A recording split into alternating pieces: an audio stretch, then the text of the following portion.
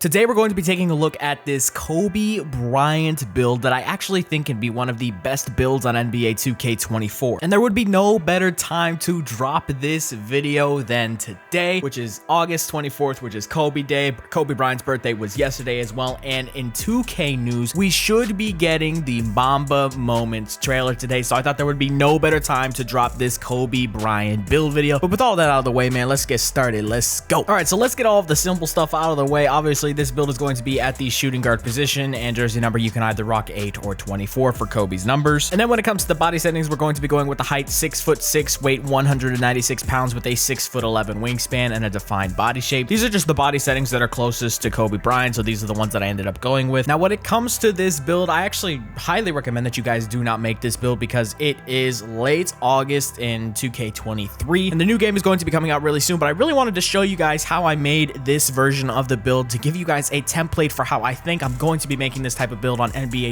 2K24. So with that being said, there are going to be a couple things that I show you guys throughout this version of the build that wouldn't really make sense in a 2K23 builder, and we'll explain that as I go along, but you'll kind of get the gist of it as we keep going. Those for the close shot, we're going to go with a 75. That's just very simple. You're going to be able to make close shots around the rim with that rating. Driving layup is actually going to go up to an 87, which is going to get us fearless finisher on gold, and we're also going to have acrobat on gold. And the reason that I bring up acrobat on gold is because next year, according to all of the information that we've been getting about NBA 2K24, does sound like some of the acrobatic layups are going to be way better next year, which include your Euro steps, your hop steps, and maybe some change-up layups as well. So I think having a high driving layup might actually be really good next year, especially since they also said that floaters will be back and better next year. And then when it comes to the driving dunk, we ended up going with an 85. That's going to be enough to get us contact dunks as well as silver posterizer. Now, normally I would put the driving dunk up to an 86 to get that gold limitless takeoff, but understand next year, limitless takeoff will not be a badge in NBA 2K24, so we're not adding it to this build. But we definitely want to try to go for at least the basic contact dunks. Whatever the rating ends up being that we need to have for contact dunks next year, that's what I recommend you upgrade it to. Obviously, we can go for the elite contact dunks because this is Kobe Bryant, but at the same time, I'm going for a little bit of an older Kobe because I can't really afford having super high driving dunk plus all the shooting, playmaking, and defense that Kobe can do. Now, when it comes to the mid-range and three-point shot, we're actually going to be going with a 81 mid-range shot that's going to get us Midi Magician on Hall of Fame. And whatever they ended up calling that badge next year that allows you to get a boost to your mid-range jumpers, you definitely want to get that on Hall of Fame on a Kobe Bryant build. And part of the reason as to why I think this Kobe build is going to be so good next year is that they've said that they've actually buffed fades and step back shots and spin shots in the mid-range area. And next year on NBA 2K24, those shots will have a much higher make percentage in the mid-range area, which is why I think a mid-range shot creator like Kobe Bryant is going to be really, really nice to make next year. And then when it comes to the three-pointer, we're actually going to be going with a 75. Now, the reason we're going with a 75 is that because Mike Wang said on Twitter that if you know what you're doing when it comes to shooting next year, you're going to be able to be a pretty consistent shooter with a 75 three-point rating. However, if you're not really great at shooting, you can either be really good with a 75 three-point rating or shoot 1 for 10 from 3. It's going to pretty much come down to how well you know your jump shot, which is essential when you're shooting with a lower three-point rating. Now, again, let's take a look at a couple of these shooting highlights. Listen, man, on a Kobe Bryant build, you're going to be deadly in the mid-range area, especially when you have your shooting takeovers activated. And that's another really important thing that I do want to bring up is that next year, there's not going to be as many takeovers. There are only going to be 5 takeovers: 1 finishing takeover, 1 shooting takeover, 1 playmaking takeover, a defensive takeover, and a physicals takeover. Now, we're not entirely sure how much it's going to boost your attributes for those categories or how the takeovers are going to combine together, because the defensive takeover could just be a combination of lock, glass take, and rim take, but we just don't know 100% for certain yet. But either way, I'm pretty excited for this new takeover system, and apparently we're also getting new badges next year. Mike Wang said we're going to be getting 24 new badges next year. That's actually kind of ironic. It's NBA 2K24. The cover athlete is Kobe. He wears 24, and now they're adding 24 new badges.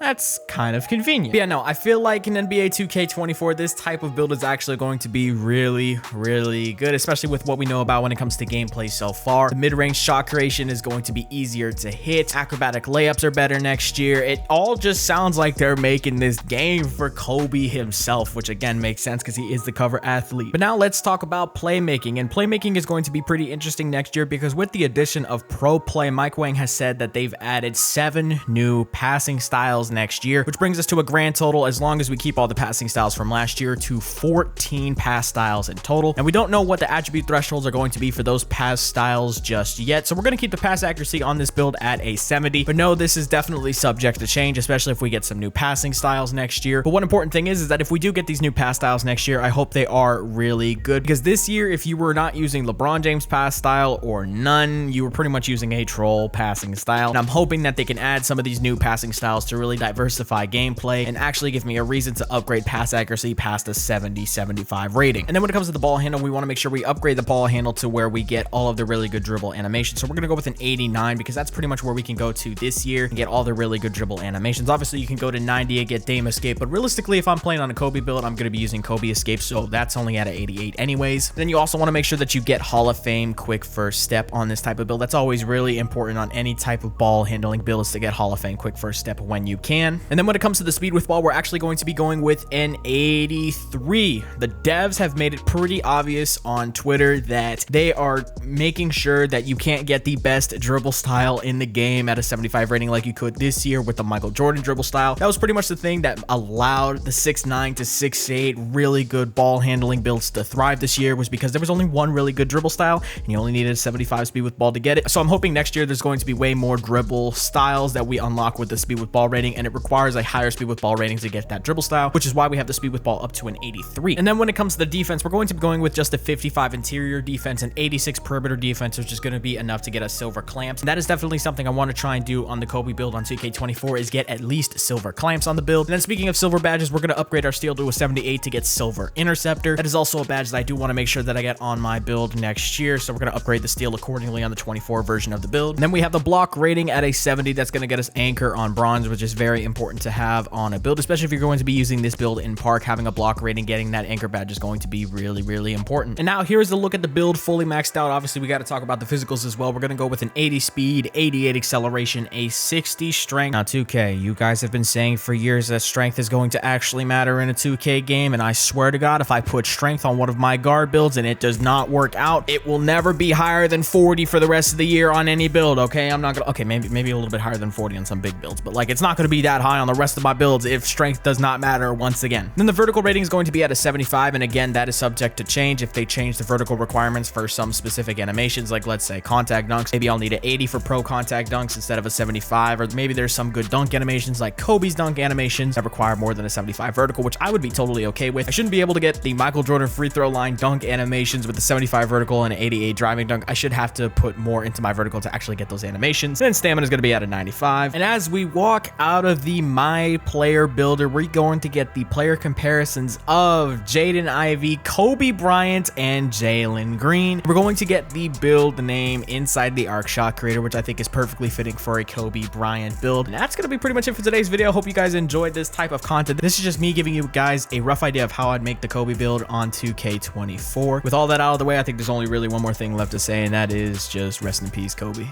But that's it, man. I'm out. Peace.